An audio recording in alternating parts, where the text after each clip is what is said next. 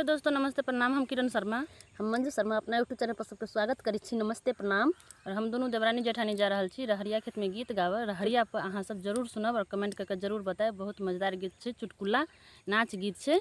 अहाँ सब जरूर सुनब, कमेंट जरूर करब। गीत केहन लागल जरूर बताएब। ज़्यादा से ज़्यादा कमेंट करके हमरा सबके बताएब।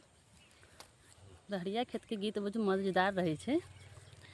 अपने जे गेला राजा, अपने जे गेला राजा, दिल्ली पंजाब हो मकैया खेत में भून गेला। जी के जंजाल हो मकैया खेत में भून गेला। जी के जंजाल हो दिन में जे करे राजा, दिन में जे करे राजा, चिलुया हरान हो रातों में मुझे करे राजा।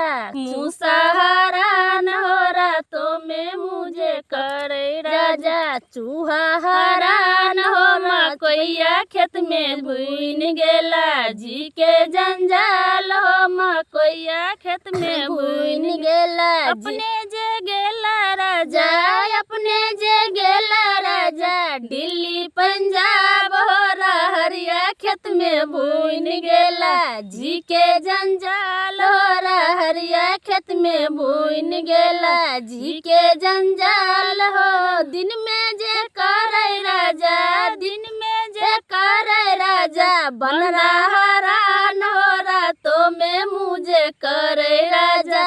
नढ़िया हरान हो रातों में मुझे करे राजा। नढ़िया हरान हो रहरिया खेत में भून गेला। जी के जंजाल हो रहरिया खेत में भून गेला। जी के जंजाल हो अपने जे गेला राजा, अपने जे गेला राजा, दिल्ली पंजाब हो केराऊ खेत में भून गेला। जी के जंजाल हो केराऊ खेत में भून गेला। जी के जंजाल हो दिन में जे करे राजा, दिन में जे करे राजा, चिल्हरिया हरान हो रातों में मुझे करे राजा। चूहा हरान हो रातों में मुझे करे राजा। चूहा हरान हो मकैया खेत में भून गेला। जी के जंजाल हो मकैया खेत में भून गेला। जी के जंजाल हो अपने